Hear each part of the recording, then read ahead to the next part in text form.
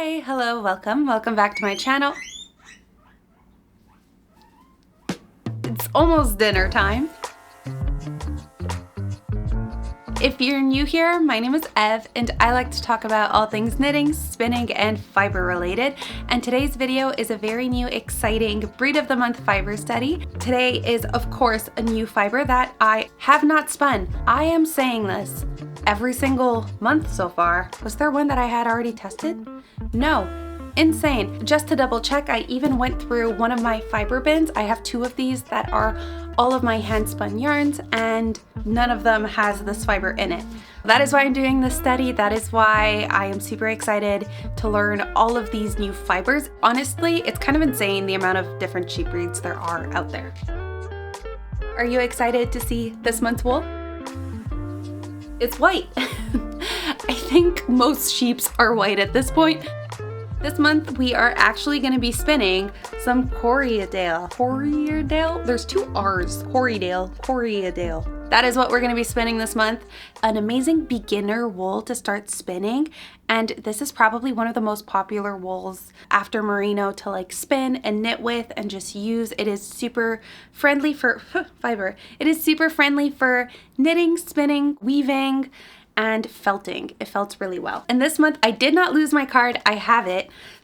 So Corriedale was a breed developed in New Zealand in the 1880s, originally developed by breeding merino sheep with the Lincoln long wool sheep. The intention and result was a hardy animal who thrives on a range of conditions provided by both excellent meat and wool. Prominent breed in South America and can also be found in Canada, Australia, New Zealand, South Africa, and USA. Corriedales are often recognizable by the woolly top knots on the top of their heads. Oh, that's kind of cute. Kind of do have little fluffy top heads. Corriedale wool is a versatile, reliable fiber. The crimp means there is a lot of resilience and loft, felts remarkably well and is excellent for taking dye. A lot of indie dyers and fiber you will see in fiber festivals is Corriedale because, well, I'm assuming that's because it comes from merino, since merino takes dyes excessively well. The average staple length is 3 to 6 inches. Fiber diameters is 25 to 31 microns. Fleece weighs about 10 to 20 pounds. I feel like these sheeps keep getting heavier and heavier. I'm using this book for this fiber study, but already, not even in the fiber study, just with the other wools that I'm spinning and the other spins that I'm working up, I keep going to the book and just trying to get a quick glimpse. It's like a great one-stop for all things wool. It really helps with not always having to look up online, and I just like knowing that this is there in my little bookshelf. The entire book splits the sheeps in specific categories. For example, feral groups, merino family, down family, English long family, Dorset family, goats, camelids, other critters, Northern European short-tailed, Welsh hill and mountain families. But for some reason, the Corriedale is listed under other sheeps. Since it's such a common fiber prep, at least here in North America, it's such a common sheep breed, I find it really interesting that the book decided to list it as an other. And it is Corriedale and Bond together. I didn't dive too much into Bond because that's not the wool we're prepping and going to be spinning today. I don't really know why they would merge these two together, because one is from 1909, was created in Australia, and then Corriedale is from 1880s, created in New Zealand. They're technically different, like they have different properties. They have different feels. So I'm a little bit confused. If you know more about Bond and Corriedale and just why exactly they're listed as others, what exactly splits the difference, I'd love to know. But today we are actually focusing on Corriedale, so we can just throw the Bond knowledge away. So now I actually did a little further research, and Corriedale almost never happened because it was actually a guy named James Little who moved to New Zealand with his merinos. So he took a ship and sailed to New Zealand, and on the way there they had a giant storm and the boat almost sunk, and the weight of the sheep on the boat was too much, and they almost threw the sheeps overboard to like stay afloat and make it to New Zealand. So they almost got rid of the merino sheeps on their way to New Zealand. That didn't happen. So luckily we now have Corriedale because he was able to finally bring the sheep to New Zealand. Also, apparently, let me see if I can find it. He believed, this is even more insane, that The reason sheeps had black like wool babies was because they were exposed to the color black. He believed that because he had a black dog and the sheep saw the black, like the dog black, they would have black babies. He even made, apparently, his employees at the cattle with the cows wear black so that their cows would be black. His logic was clear. Black animals came from too much exposure to the color black, which is insane. And then also apparently he had a really hard time labeling Corriedale because people didn't believe that it was actually a breed, and it wasn't until 1900s that Corriedale was actually considered a breed. Apparently it's kind of hard to get a breed notified as like classified as an actual breed. Anyways, I just thought that that was just completely insane. I mean, it was the 1880s to think, oh, because a sheep sees black, it's gonna have black babies. Insane.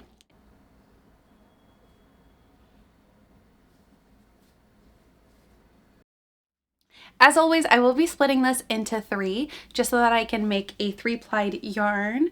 Corriedale works really well as a 3-ply. It also works really well as a 2-ply. Before jumping into this month's fiber study, I had watched the Rachel Smith episode where she spun her Corriedale. And hers was from, I think, 4 or 5 years ago when she did this fiber study. And I'm kind of scared because her Corriedale experience for the Long Way Homestead fiber study was really bad. It had a lot of neps, it had a lot of VM, and it was just not fun to spin. She really didn't enjoy the Corriedale that much. And this is kind of worrying me because, do you see all that? The little neps? In my Shetland video, my technique was to just not worry about it, spin them into the yarn. Some people really don't like neps and will go in and individually remove them. But when it's like this, I can't go in there and remove all of it. And what Rachel had done to help the nep situation was actually put it on the drum carder and card. So now I don't have a drum carder. I don't have a wool picker. I do have some hand carders. This is like a new addition into my little world. So far I've only used these once, and that was just like in a little test run. The only thing is I'd be worried that this would cause more VM. Not VM, more neps. Okay, so we're gonna try a little bit and we're gonna see if it helps.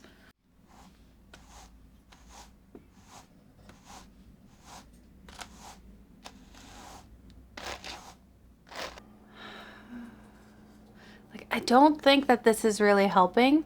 You can kind of see all the clumps and the neps there at the base. I don't know. This might not even be that big of an issue. I might not even notice it, and I might just be freaking out too much simply because I saw her struggle, which that was from like 5 years ago. So it might not even be like, it's not the same sheep. It's not the same.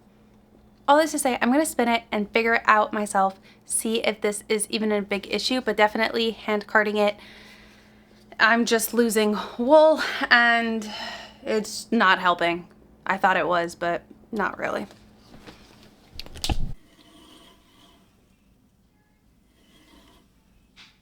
So now here's a sample of the 3-ply, and I think what I'm going to do is I'm just going to spin this. I'm not going to be sampling too much.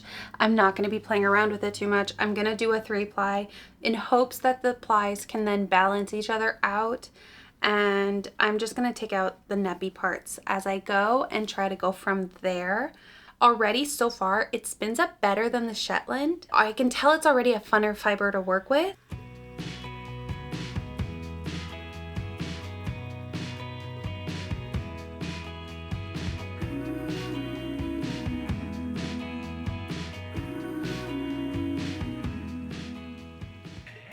I finished the first bobbin already, and this is exactly how much neps and naps and just like hay pieces I pulled off from the first section. I think I'm gonna keep adding to it, see how big this little ball of fluff goes. I mean, ooh, it's just air. literally at this point, but I think it would be really funny to see and weigh it at the end how much I've actually lost in the 4 ounces. Just a little ball of floof. So this is where my bobbin is at, the first one, and I think that I'm gonna do the rest of the spin this way. I'm focusing on drafting with a short forward draft because that's how you can be the most consistent and just keep an eye on your yarn.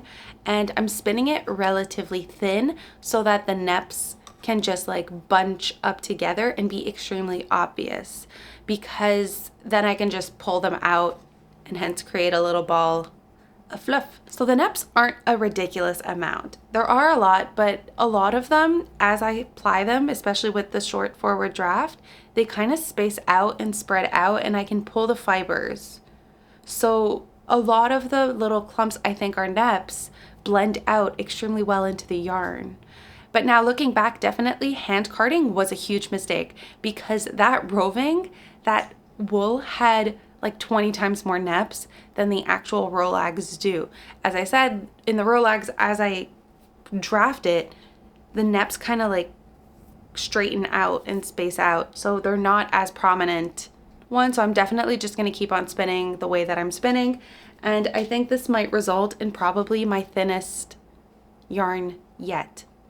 Now I'm extremely lucky because Corriedale is such an easy yarn to spin. This is spinning, like this is actually a lot of fun. It's just working up really well, and this is already so much funner than the Shetland was. I don't know, I need to give Shetland another try, because a lot of people have messaged me since saying that Shetland is their favorite wool to spin.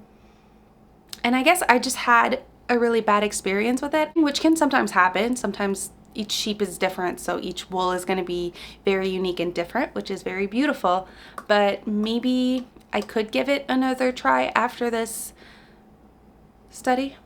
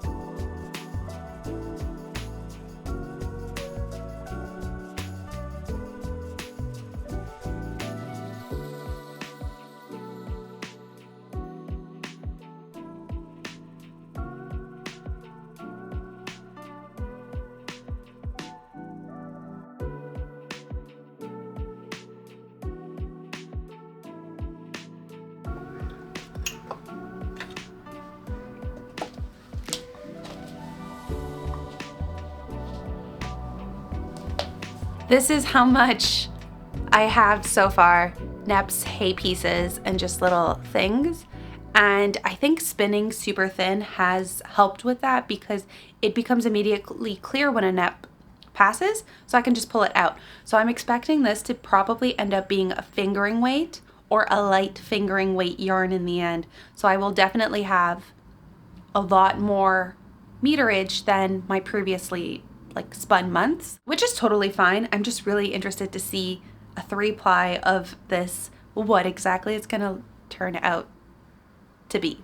I don't know what to do with this because it's just neps. Maybe I could use it as stuffing for something. I saw someone in a video use this for tweed yarn. Now, I don't know if this is exactly how you make tweed or if I could use this for a tweed. They brush it or card it through another fiber of a different color so that like these really pop out and they're intentionally there.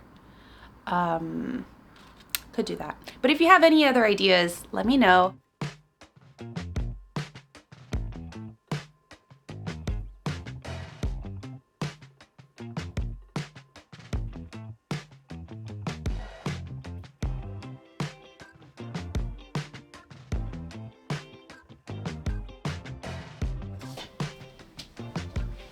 here you go, the 3 bobbins. And actually this wasn't that hard to spin as much as I thought it would be. Once I got going, definitely hand carding it to remove the neps just made things worse. I just weighed it and it weighs 2 grams from all the VM and all the neps. So it's not that much. Still more than I would have originally liked to. Now I'm definitely intrigued to see how this is gonna apply, because this is the thinnest yarn I've ever spun in my life. Look how thin this is. And because this yarn spun so beautifully, so seamlessly, and like it was super easy, it just held itself really, really well. So it allowed me to spin it this thin without actually, even when pulling the neps out, it didn't cause any breakage or to fall apart.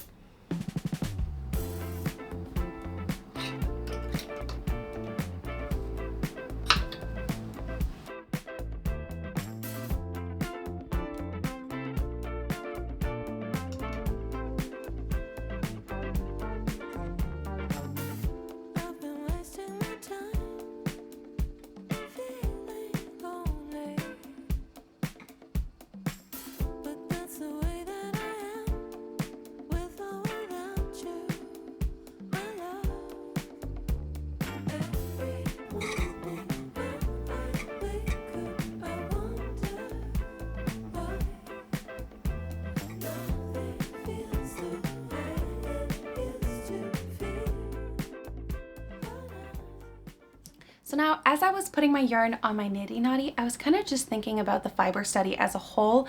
Maybe this motivated you to try spinning for the first time, or maybe you're a very experienced spinner and you have some wise wisdom. I want to know in the comment section down below. This is probably one of the only times that I'm going to be asking directly for your feedback.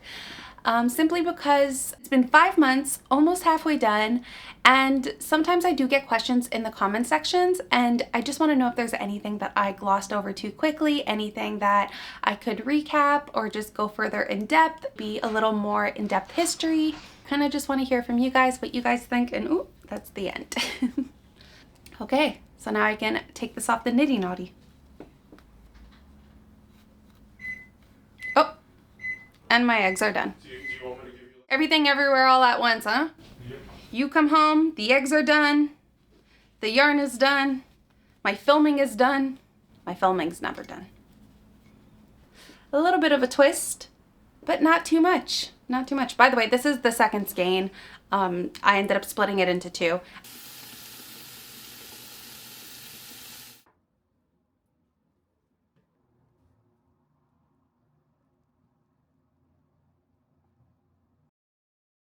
So it's been a couple days. The wool is now dry. These couple days have allowed me to reflect a little more on the Corriedale spin. I also looked up more hand spinners online and just to check how they feel about Corriedale, and some people swear by Corriedale. Some people love Corriedale, but now this month's experience has just left me confused. So let's get into it. This is my Corriedale, and this is what it looks like. This is definitely my thinnest spin to date in this fiber study. I ended up having a 14 reps per inch to about a 12, which it puts me in a fingering weight with some sections that are a little bit of a support. As you guys know, I can't be consistent for the life of me, at least not enough to have a whole yarn. The fingering, DK sport, it's such a small difference, which makes total sense because it's knit fabric, knit garments, but it's still such a small difference that I just for now can't be consistent to that extent. And this is what it looks like. So again, this is a fingering weight with a little bit of sport weight in it. And I just took the rep percentage to see how twisted my yarn is. I did have to twist this one a little bit more simply because I had spun it so thin and it just still had a little bit of neps in it. I don't know, I felt like this one would just benefit from a little bit more of a twist to just allow the fibers to really stand together and just be a little bit more like and consistent to like help. This resulted in a much higher twist angle than my other spins. I left this one with a 45 minimum twist angle. I didn't go up to 60 or 55, but I did go 45 and above. Resulted in a fairly twisted yarn. I wouldn't go as far as to say that this is a ropey yarn. It definitely doesn't feel like rope. I don't think that this would be neck soft. but it's definitely like a good yarn for a sweater or a good yarn for a knit. I could definitely wear this around my wrist. I could definitely wear this on my arm and my body, but I don't know that I would, it's not that bad. There's just a little roughness to it. It's not prickly or itchy. It's just not like a really soft wool, if that makes sense. As for my experience with the spin, was this the worst spin I'd spun so far in this challenge? No, that still stands for Shetland. Was this the best spin that I spun in this fiber challenge? No. The Polypay and Raboulet still stand really high up there. This one kind of left me in a weird state. I am now filming this and I'm standing here and I'm feeling meh. Like I don't really know where to put this one. And I think it's just because the fact that people love Corriedale so much and so many people say that it is their favorite fiber to spin. I left this challenge feeling meh. And I don't know if that's because of the roving that I had and the Corriedale that I had. Now I do have Corriedale in my stash ready to spin. And I am still really excited about it because most hand spinners say such great things about Corriedale. I have not given up hope on it and I really want to spin it again. I'm just now, after this month, left feeling, what? Like I just don't know how I feel. And I knew coming into this challenge, not every month is going to be a success. And some months are definitely going to be eye-opening, this is my favorite wool. And some months are going to be disappointing and just a flop. That is expected, especially coming into new fibers and learning new tips and tricks and stuff like that. I did do a little extra work this month. I remember at the beginning of my challenge, I said that I wouldn't be knitting swatches. I would save that till the very end. Because this month left me with such confusion, I don't know, my curiosity got the best of me. So this is what the swatch looks like. It's not blocked or anything. I knit this on 3.25 millimeter needle. This left me even more confused. I don't know how I feel about this. This is such a weird yarn. It definitely kind of makes me want to go back and knit a mini swatch of all of my spun so far. What do you guys think I should do? Do I wait till the end or do I go back? I just did the math and I have 100 wraps here and 109. So that ended up resulting in 312 yards. I mean, it's fingering. I usually finish this challenge with like 170, maybe 190.